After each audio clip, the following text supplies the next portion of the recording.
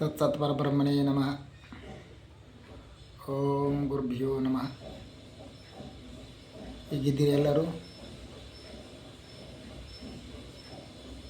ಚೆನ್ನಾಗಿದ್ದೀರಿ ಅಂತ ನಾನು ಅನ್ಕೋತೀನಿ. ಹಾಗೆ ಭಗವಂತ ನಿಮಗೆ ಹಾಗೂ ನಿಮ್ಮ ಪರಿವಾರಕ್ಕೆ ಆಯುಷ್ಯ ಆರೋಗ್ಯ ಕೊಟ್ಟು ಕಾಪಾಡಲಿ ಅಂತ ಕೇಳ್ಕೊತೀನಿ. ಅದೇ ರೀತಿ ಇವತ್ತು 4 ಕಾರ್ಡ್ಗಳು ಬಂದಿವೆ. ಒಂದು wheel of fortune, 2 8 of wands, death reverse, knight of swords reverse. ಈ ಕಾರ್ಡಿನ ಮುಖಾಂತರ ಯೂನಿವರ್ಸ್ ನಿಮಗೆ ಹೇಳುವ ಸಂದೇಶ ಏನಂತಂದರೆ, ಮೊದಲು 2 ವರ್ಷ 3 ವರ್ಷ ಅಲ್ಲ 5 ವರ್ಷದ ಹಿಂದೆ ಹಿಂಗೆ ನೀವು ತೆಗೆದುಕೊಂಡಿರುವಂಥ ಕೆಲವೊಂದಷ್ಟು ಆತುರದ ನಿರ್ಧಾರ,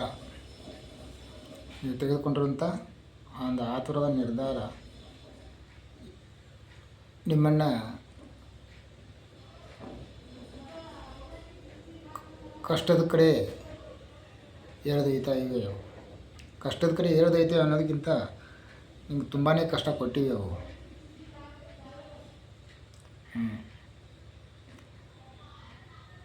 ಅದು ಎಷ್ಟರ ಮಟ್ಟಿಗೆ ಅಂತಂದ್ರೆ,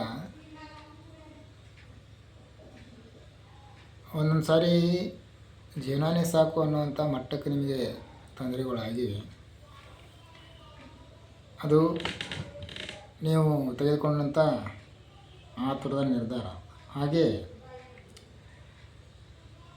ಕೆಲವ್ರ ಬಗ್ಗೆ ನಿಮಗೆ ಅತಿಯಾದ ನಂಬಿಕೆ ಅದು ನಿಮ್ಮ ಮನೆಯೊಳಗಿರುವಂಥವ್ರಾಗಿರ್ಬೋದು, ಇಲ್ಲ ನಿಮ್ಮ ಫ್ರೆಂಡ್ ಸರ್ಕಲ್ ಆಗಿರ್ಬೋದು, ಅಥವಾ ನಿಮ್ಮ ಸಂಬಂಧಿಕರೊಳಗಾಗಿರ್ಬೋದು. ನಿಮ್ಮ ಒಂದು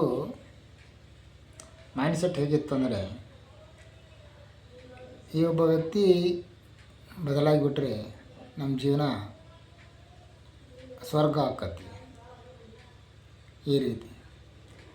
ಆದರೆ ಯೂನಿವರ್ಸ್ ಅದನ್ನು ಒಪ್ಕೊಳ್ಳೋದಿಲ್ಲ. ಯೂನಿವರ್ಸ್ ಏನು ಹೇಳುತ್ತಂದರೆ, ಯಾರೋ ಬದಲಾಗೋದ್ರಿಂದ ಯಾರೋ ಜೀವನ ಬದಲಾಗೋದಿಲ್ಲ.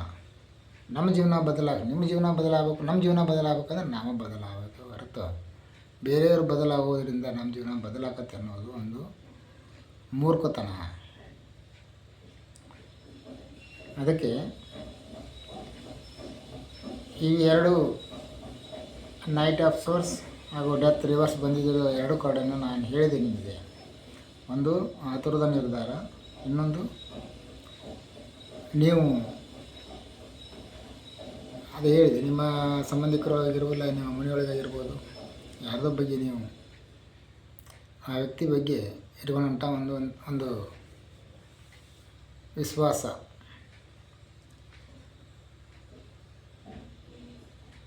ಇವು ನಿಮ್ಮ ತೊಂದರೆಗೆ ಕಾರಣ ಆಗಿರುವಂಥದ್ದು.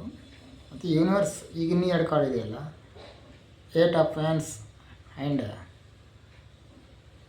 Wheel of Fortuner, 8 of wands.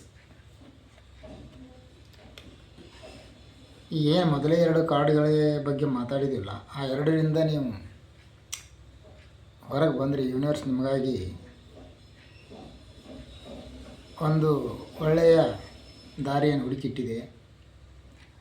ಏನಪ್ಪ ಅಂತಂದ್ರೆ, 8 ಆಫ್ ವ್ಯಾಂಡ್ಸ್ ನಿಮ್ಮ ಇಲ್ಲಿವರೆಗೂ ಕೆಲವೊಂದಷ್ಟು ಕಾಯಕಗಳಾಗಿರ್ಬೋದು, ತುಂಬ ಮಂದಗತಿಯೊಳಗೆ ಸಾಗುತ್ತಿರುವಂಥ ಕೆಲವೊಂದಷ್ಟು ಕಾರ್ಯಗಳು ಇನ್ನು ಅವಕ್ಕೆ ಸ್ಪೀಡ್ ಸಿಗ್ತೈತಿ,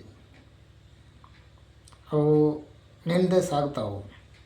ಹಂಗೆ ವೀಲ್ ಆಫ್ ಫಾರ್ಚುನರ್ ಏನು ಹೇಳುತ್ತಂತಂದ್ರೆ, ಇದು ಒಂದು ಚಕ್ರ. ಇದು ಈಗ ನೀವು ಆ ಚಕ್ರದಿಂದ ಕೆಳಗಿನಿಂದ ಮೇಲೆ ಬರ್ತಾ ಇದ್ದೀರಿ, ಹೌದಾ? ಮೇಲೆ ಬರ್ತಾ ಇದ್ದೀರಿ. ಇನ್ನು ಸ್ವಲ್ಪ ಅದರದ್ದು ಆತಂಕ ಇದೆ. ಏನಪ್ಪ ಅಂತಂದ್ರೆ knight of swords in reverse ಬಂದಿದೆ. ನಿಮ್ಮಲ್ಲಿ ಸ್ವಲ್ಪ ಆತುರತೆ ಜಾಸ್ತಿ, ಯಾವುದನ್ನೇ ಆಗಲಿ ಅತಿ ಬೇಗ ಆಗಲಿ ಅನ್ನುವಂಥ ಒಂದು ಮನೋಭಾವ ನಿಮ್ಮದು.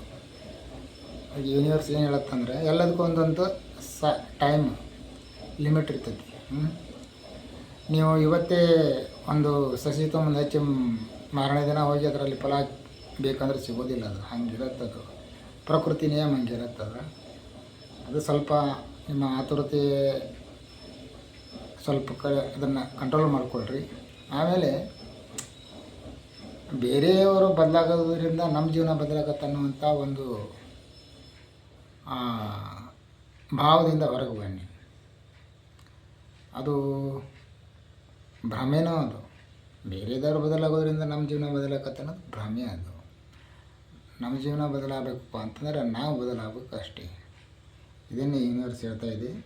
ಸಾಕಷ್ಟು ನಿಮಗೆ ಒಳ್ಳೆಯ ಅವಕಾಶ ಇದೆ. ಇದು 8 ಆಫ್ ವ್ಯಾಂಡ್ಸ್ ಏನಿದೆಯಲ್ಲ, ಇದು ಸಾಕಷ್ಟು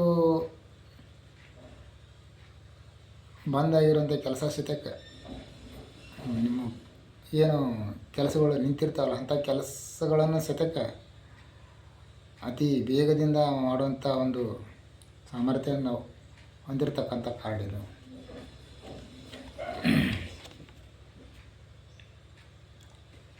ಅದಕ್ಕೆ ಆತುರತೆಯನ್ನು ಬಿಡ್ರಿ. ಬೇರೆಯವರು ಬದಲಾಗದೇ ಇರಲಿ. ನಿಮ್ಮ ಜೀವನಕ್ಕೆ ನೀವು ಬದಲಾಗೋದಿದೆ.